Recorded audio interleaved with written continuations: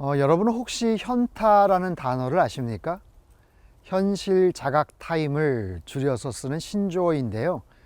인정하고 싶지 않지만 받아들여야 하는 현실 상황에 대한 씁쓸한 감정이 담겨져 있는 뜻이기도 합니다. 당대 최고의 제국이었던 바벨론, 그리고 그 제국의 최고 통수권자인 벨사살 왕에 대한 성적표가 나왔습니다. 그에게는 현실 자각 타임인 셈이죠. 하나님이 매기신 그의 점수는 어떠한지, 또한 그에 대한 왕의 반응은 무엇이고 그 결과는 어떻게 되는지 함께 살펴보겠습니다. 다니엘서 5장 24절에서 6장 2절까지의 말씀입니다.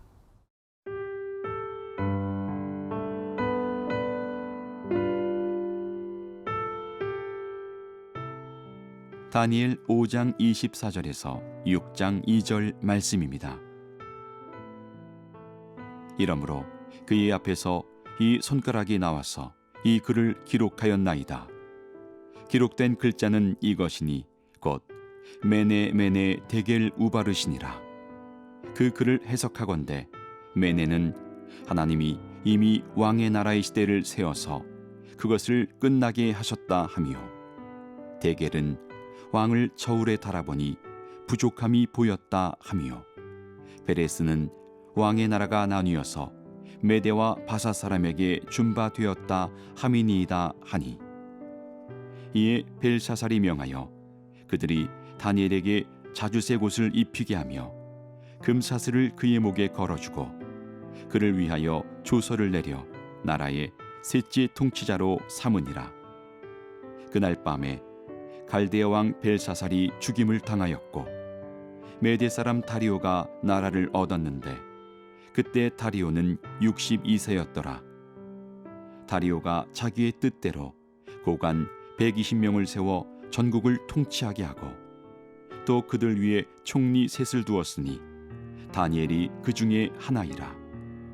이는 고관들로 총리에게 자기의 직무를 보고하게 하여 왕에게 손해가 없게 하려 함이었더라. 자, 다니엘이 왕이 봤던 글자를 해석을 합니다. 메네 메네 데겔 우바르신. 이 글은 아람어입니다. 그런데 당시 알아볼 수 없는 아마 형태로 기록이 되었을 거예요. 자, 그 메네라는 뜻은 뭔가? 하나님이 이미 왕의 나라의 시대를 세워서 그것을 끝나게 하셨다. 메네라는 뜻은 세워진, 계산된 그런 뜻이죠. 근데 두 번 반복이 되었어요. 그만큼 신중하게, 그리고 아주 정확하게. 원문은 메네 메나입니다. 메나는 완료 시제예요. 이미 끝났다라는 거예요. 하나님이 셈을 마치셨다라는 뜻이죠. 데겔은 저울에 달아보니, 왕을 저울에 달아보니 부족함이 보였다. 저울로 다는 행위, 왕의 모든 것을 달아보니 너무나도 형편없었다. 너무나도 부족했다. 무게가 부족했다. 그런 뜻이에요. 베레스, 우파르신이란 단어죠. 파라스에서 왔는데 이건 쪼개지다, 나뉘어지다. 왕의 나라가 나뉘어지게 될 것이다. 그래서 메대와 바사 사람에게 준바되었다 함이니이다. 자, 굉장히 중요한 의미가 있는 그런 단어입니다. 메네 메네 데겔 우바르신.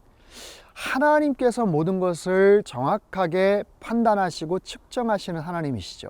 사무엘상 2장 3절에 보면 여호와는 지식의 하나님이시라 행동을 달아 보시느니라. 하나님은 지식의 하나님이셔요. 우리의 모든 것을 다 알고 계십니다. 우리의 은밀한 모든 것을 알고 계세요.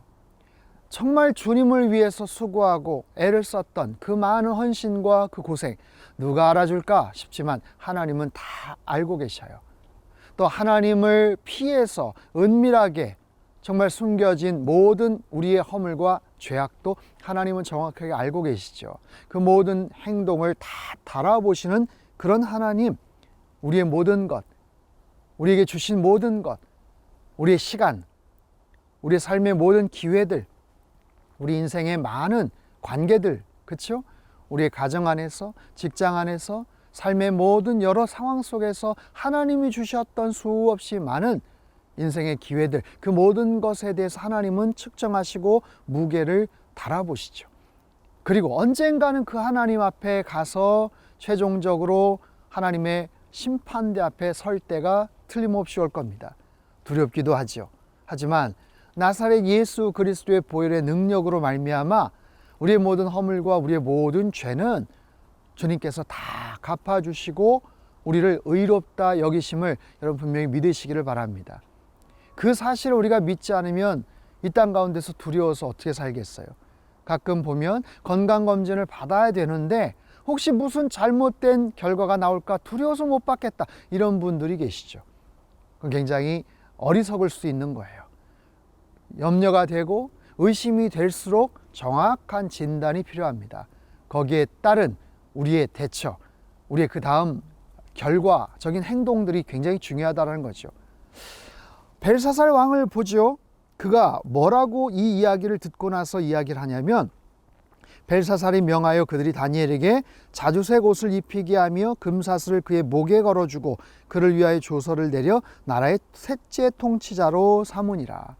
저는 굉장히 의아한 게 뭐냐 하면, 그럼 벨사살이 참 약속을 잘 지키는 사람이구나 라고 생각을 할 수도 있지만, 어쩌면 아직도 현실 파악을 잘 하지 못하고 있는 것이 아닐까. 현타, 현실 자각 타임임에도 불구하고 그는 지금 아직 정확한 상황 파악을 못하는 것 같아요. 어쩌면 글자를 볼 때보다 그 내용을, 해석을 듣고 나서 그는 더 두려워해야죠. 굉장히 두려움으로 하나님 앞에 그때라도 꿇어 엎드리고 다니엘에게 내가 그럼 어떻게 해야 되겠는가 라고 질문을 해야 될 것 같은데, 벨사살의 모습에선 전혀 보이지가 않습니다. 자, 그 벨사살의 마지막 운명이 어떻게 될까요? 계속해서 살펴보겠습니다.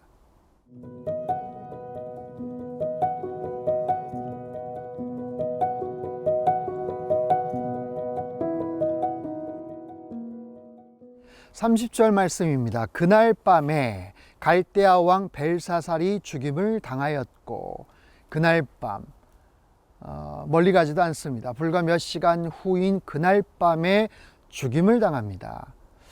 어떻게 죽임을 당하는가? 역사가 헤로도토스에 의하면 당시 메데 바사 연합군이 기습 공격을 합니다. 그들이 기습 작전을 펼칠 때에도 그들은 여전히 새벽까지 흥건하게 취해 있었다라고 얘기를 해요. 아마도 그 파티가 시작될 때서부터 그들은 준비를 하죠. 여러분, 바벨론 그 성, 그 외곽을 둘러싸고 있는 해자라고 해서 유프라테스 강 약 10m 넓이의 그 강줄기를 끌어다가 온 성을 둘러쌌죠. 그래서 어느 누구도 침범을 할 수 없는 정말 난공불락의 그런 성이었어요. 그런데 이 메데 바사 연합군은 유프라테스 강의 흐름을 바꿔버리고 강물 수위를 낮추죠. 그리고 나서 기습 공격을 합니다. 그날 밤에 그는 피살당하고 정권이 바뀌게 됩니다. 그날 밤, 인생의 그날 밤, 우리에게도 언젠가는 그날 밤, 그 아침, 그 한낮, 하나님께서 우리에게 마지막 이제 모든 것을 결산할 때가 이젠 됐다, 이제 그만이라고 부르실 때가 틀림없이 아마 있을 겁니다. 자, 31절. 메데 사람 다리오가 나라를 얻었는데 그때 다리오는 62세였더라. 메데 사람 다리오. 자, 여기에 대한 여러 학설들이 있습니다. 우리가 흔히 알기로는 페르시아 바사의 황제, 왕은 고레스가 아닙니까? 그렇다면 여기서 이 다리오는 어떤 인물인가? 다리오와 고레스가 동일 인물인가? 아니면 뭐 다른 호칭을 쓴 것인가? 근데 여러 학설들 중에 이 다리오가 고레스의 외삼촌이다라는 이야기가 있어요. 그래서 고레스가 삼촌을 2년간 예우하고 이후에 실제적인 페르시아 황제가 되었을 것이다, 그렇게도 보는 견해가 있습니다. 어찌됐든 다리오라는 사람이 62세의 나이로 새로운 정권을 시작을 하게 되죠. 6장. 다리오가 자기의 뜻대로 고관 120명을 세워 전국을 통치하게 하고 그 거대 제국을 20개의 도로 나뉘었다고 해요. 그리고 그것을 그 안에 120개 관할구로 그렇게 편성을 하죠. 거기에 일꾼들이 필요할 거 아닙니까? 근데 그 많은 것을 다스릴 수 있는 총리 3명을 그들이 등용을 하는데 그 중에 한 사람이 다니엘이에요. 다니엘이 그 중에 하나이라. 이는 고관들로 총리에게 자기의 직무를 보고하게 하여 왕에게 손해가 없게 하려 함이었더라. 여러분 놀랍지 않습니까? 지금 정권이 바뀌었어요. 더군다나 다니엘은 80세 이상의 고령입니다. 그럼에도 불구하고 이 다리오 왕은 굉장히 지혜로운 사람이에요. 정권이 바뀌었음에도 불구하고 이전 제국에서 굉장히 중요한 역할을 했었다라는 이야기를 전해 듣고 다니엘을 계속해서 등용을 하고 굉장히 중요한 자리, 직무를 맡기게 되죠. 자, 잠언서 22장 29절에 이런 말씀이 있어요. 내가 자기의 일에 능숙한 사람을 보았느냐? 이러한 사람은 왕 앞에 설 것이요. 여러분 보세요. 해가 바뀝니다. 정권이 바뀝니다. 상황이 불안정합니다. 코로나로 인해서 더 많은 위기의식을 느끼죠. 하지만 그게 기회가 될 수도 있다라는 것. 여러 가지 상황 속에서 사람들은 불안해하고 어찌할 바 알지 못하지만 자기 일에 충실하는 거예요. 그리고 변화되는 그런 상황 때문에 일희일비하는 것이 아니라 영원히 변치 않는 하나님을 끝까지 신뢰하는 것, 하나님을 의지하는 것, 그리고 늘 정직하게 자기의 소임, 역할들의 최선을 다하는 사람, 그 사람에게 하나님께서 기회를 주셔요. 하나님께서는 그 준비된 사람에게 하나님께서 꼭 필요한 일들을 맡겨주실 것이다 라는 사실이죠. 사랑하는 성도 여러분, 그 하나님을 더욱더 신뢰하시고 그 하나님 안에서 언제나 하나님께서 원하시는, 가장 기뻐하시는 그 일들을 잘 감당하며 일평생 승리하며 살아가시기를 주님의 이름으로 축복합니다.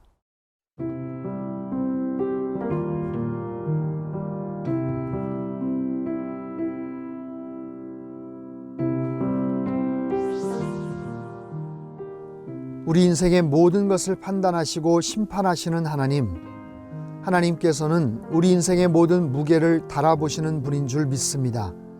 우리의 과업과 성취, 우리의 정직과 양심, 우리가 남긴 삶의 모든 흔적들까지도 하나님께서는 다 기억하시고 가장 정확하게 평가하시는 분인 줄로 믿습니다. 언제나 그 하나님을 의식하며 신뢰하며 찬양하며 살아가게 하여 주옵소서. 언제 찾아올지 모르는 마지막 그날을 생각하며 늘 겸손하게 감사함으로 살아가게 하여 주옵소서. 다니엘을 통해 주시는 귀한 영적 지혜들을 가슴속에 새기게 하시고 그와 함께 하셨던 하나님을 오늘도 나의 삶의 중심에 모시며 늘 신실하게 동행하는 주의 백성들 되게 축복하여 주옵소서. 존귀하신 예수님의 이름으로 기도합나이다. 아멘.